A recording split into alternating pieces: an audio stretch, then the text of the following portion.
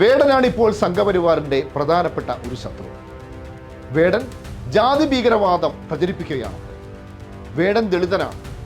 ദളിതനായ വേടൻ സംഘപരിവാറിന്റെ ബ്രാഹ്മണിക്കൽ രാഷ്ട്രീയത്തെ വിമർശിക്കുന്നത് അവർക്ക് സഹിക്കുന്നില്ല. എന്റെ ആഗ്രഹമാണ്, എന്റെ സ്വപ്നമാണ്, ഒരു ഉന്നത കുലജാതൻ അവരുടെ ഉന്നമനത്തിന് വേണ്ടി ട്രൈബൽ മന്ത്രിയാവണം. ഒരു ട്രൈബൽ മന്ത്രിയാവാൻ ഒരാളുണ്ടെങ്കിൽ അദ്ദേഹത്തെ മുന്നോക്ക ജാതികളുടെയൊക്കെ ഉന്നമനത്തിന് വേണ്ടിയുള്ള മന്ത്രിയാകണം. പാർശ്വവൽക്കരിക്കപ്പെട്ടവരെ ഭരിക്കാൻ ഉന്നത കുലജാതൻ തന്നെ വേണം. ഇങ്ങനെ പറഞ്ഞത് കേന്ദ്രമന്ത്രി സുരേഷ് ഗോപി. സവർണ രാഷ്ട്രീയം രാജ്യം ഭരിക്കുമ്പോൾ ഇതാ ഒരു ദളിതൻ കേരളത്തെ ഇളക്കിമറിക്കുന്നു.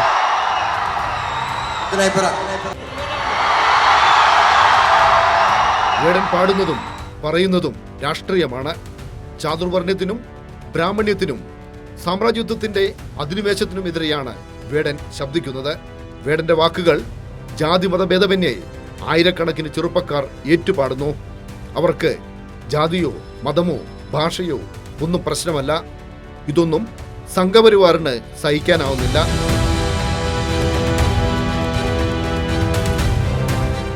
ഇന്ന് ഈ നവോത്ഥാനം ചില സ്ഥലങ്ങളിലെങ്കിലും വഴിപിഴച്ചു പോകുന്നുണ്ടോ എന്നും സംശയിക്കേണ്ടിയിരിക്കുന്നു. ഈ കഴിഞ്ഞ ദിവസം ഒരു അമ്പലപ്പറമ്പിൽ വേടന്റെ ആട്ടവും പാട്ടും കൂത്തും ഉണ്ടായിരുന്നു എന്നാണ് ഞാൻ അറിഞ്ഞത്. ആള് കൂടാൻ വേണ്ടിയിട്ട് വേടന്റെ പാട്ട് വെക്കാൻ തയ്യാറാകുന്നവർ ഒരുപക്ഷെ ആള് കൂടാൻ വേണ്ടിയിട്ട് കാബറെ ഡാൻസും നമ്മുടെ അമ്പലപ്പറമ്പിൽ വെക്കും. വേടനോട് എനിക്ക് വ്യക്തിപരമായ വിരോധമൊന്നുമില്ല. പക്ഷേ വേടന്റെ പാട്ട് എന്ന് പറയുന്നത് ജാതി ഭീകരവാദം പ്രചരിപ്പിക്കുന്ന, വിഘടനവാദം പ്രചരിപ്പിക്കുന്ന സാഹിത്യത്തെ നമ്മുടെ വളർന്നു വരുന്ന തലമുറയിലെ മനസ്സിലേക്ക് വിഷം കുത്തിവെക്കുന്ന കലാഭാസമായി അങ്ങനെ അരങ്ങുവാഴുകയാണ്.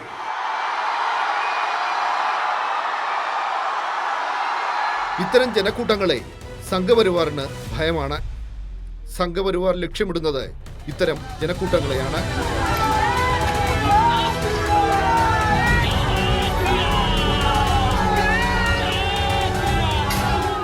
സംഘപരിവാറിന് ആവശ്യം വേടന്മാരെയല്ല, ഇത്തരം ക്രിമിനൽ സംഘങ്ങളെയാണ്.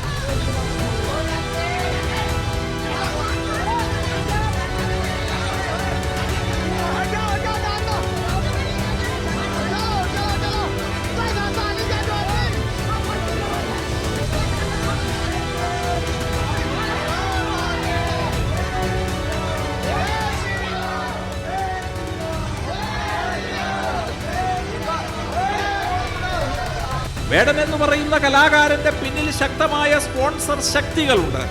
സൂക്ഷ്മമായി പഠിച്ചാൽ അത് ഈ രാജ്യത്തിന്റെ വിഘടനം സ്വപ്നം കണ്ട് കഴിയുന്ന തമോമയ ശക്തികൾ അയാളുടെ പിന്നിലുണ്ട് എന്ന് കൃത്യമാണ്. എന്താണ് ജാതി ഭീകരവാദം? ജാതി ഭീകരവാദം എന്താണെന്ന് അറിയണമെങ്കിൽ കേസരി പത്രാധിപർ NR മധു BJP ഭരിക്കുന്ന ഉത്തർപ്രദേശിലേക്ക് പോകണം. UP അമേഠി. ആദിത്യനാഥാണ് ഇവിടുത്തെ മുഖ്യമന്ത്രി. നരേന്ദ്രമോദിയാണ് പ്രധാനമന്ത്രി. ഗ്രാമത്തിൽ ഒരു ദളിത് കുടുംബത്തിൽ വിവാഹം നടക്കുന്നു.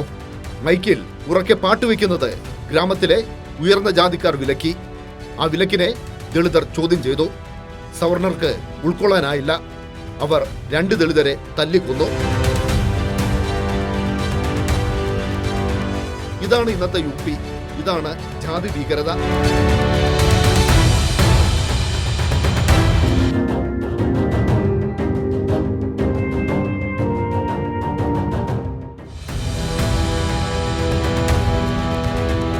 BR ഗവായ് പുതിയ സുപ്രീം കോടതി ചീഫ് ജസ്റ്റിസ്. ദളിത് വിഭാഗത്തിൽ നിന്നുമുള്ള 2ാമത്തെ ചീഫ് ജസ്റ്റിസ്. രാജ്യത്തിന് അഭിമാനമാകേണ്ട നിയമനം. ജസ്റ്റിസ് ഗവായ് മഹാരാഷ്ട്രക്കാരനാണ്. സുപ്രീം കോടതി ചീഫ് ജസ്റ്റിസാണ്. സുപ്രീം കോടതി ചീഫ് ജസ്റ്റിസായി ചുമതല ഏറ്റെടുത്ത ശേഷം മുംബൈ ബാർ അസോസിയേഷൻ സംഘടിപ്പിച്ച സ്വീകരണ പരിപാടിയിൽ പങ്കെടുക്കാനാണ് അദ്ദേഹം മുംബൈയിലെത്തിയത്. എന്നാൽ വിമാനത്താവളത്തിൽ സ്വീകരിക്കാൻ സർക്കാർ പ്രതിനിധികൾ ആരും ഉണ്ടായിരുന്നില്ല. മഹാരാഷ്ട്ര ചീഫ് സെക്രട്ടറി ഇല്ല, DGP ഇല്ല, മുംബൈ പോലീസ് കമ്മീഷണർ പോലുമില്ല.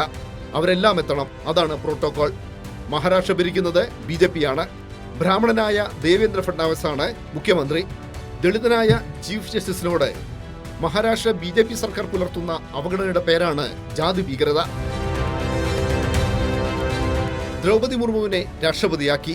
പക്ഷേ പുതിയ പാർലമെന്റ് മന്ദിരത്തിന്റെ ഉദ്ഘാടന ചടങ്ങിൽ നിന്ന് രാഷ്ട്രപതിയെ മാറ്റി നിർത്തി. അന്ന് പാർലമെന്റിൽ കണ്ടത് ബ്രാഹ്മണിക്കൽ ആചാരങ്ങളാണ്.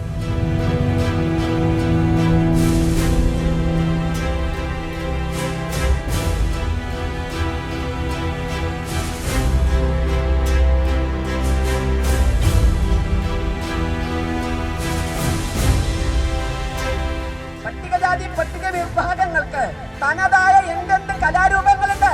റാപ്പ് സംഗീതമാണ് ഇവിടുത്തെ പട്ടികജാതിക്കാരന്റെയും പട്ടികവർഗക്കാരന്റെയും തനതായ കലാരൂപം. ഇന്ന് വേടന്മാരുടെ തുണിയില്ലാച്ചാട്ടങ്ങൾക്ക് മുമ്പിലാണ് അസമാധ്യം അപമാനിക്കപ്പെടുന്നത്. ഉടുതുണിയില്ലാതെ ആടുന്നത് വേടനല്ല, വേടന്റെ ആരാധകരല്ല, മറ്റു ചിലരാണ്.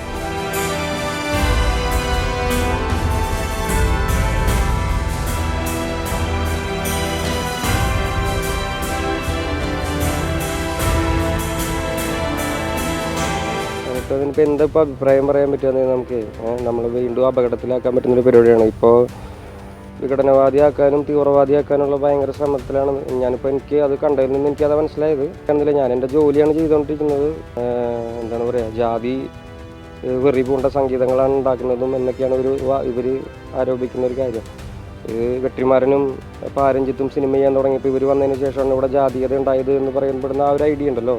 എനിക്ക് അതുമായിട്ട് അത്ര ബന്ധമുള്ളതെന്നാണ് എനിക്ക് തോന്നുന്നത്.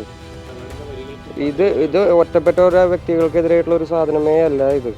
അങ്ങനെയാണ് ഞാൻ വിശ്വസിക്കുന്നത്. ഇത് ഈ ഐഡിയക്കെതിരെയാണ്.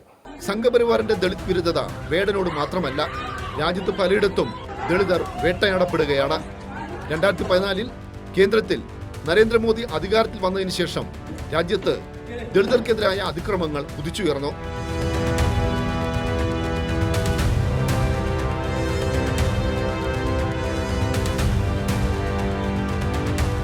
BJP ഭരിക്കുന്ന സംസ്ഥാനമാണ് രാജസ്ഥാൻ.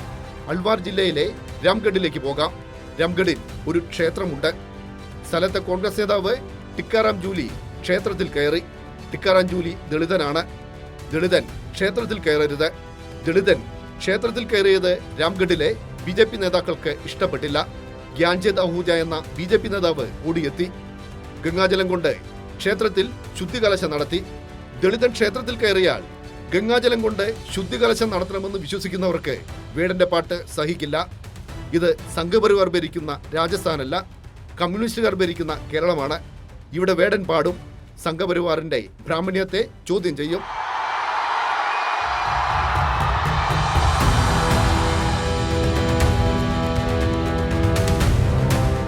ആയിരത്തി 1925 RSS രൂപീകരിച്ചത്. ഹെഡ്ഗേവാർ ആയിരുന്നു ആദ്യത്തെ സർസംഘ ചാലക്. മോഹൻ ഭാഗവതാണ് ഇന്നത്തെ സർസംഘ് ചാലക്. ഒന്നാം സർസംഘ് ചാലക് മുതൽ ഇപ്പോഴത്തെ സർസംഘ് ചാലക് വരെ എല്ലാവരും സവർണർ.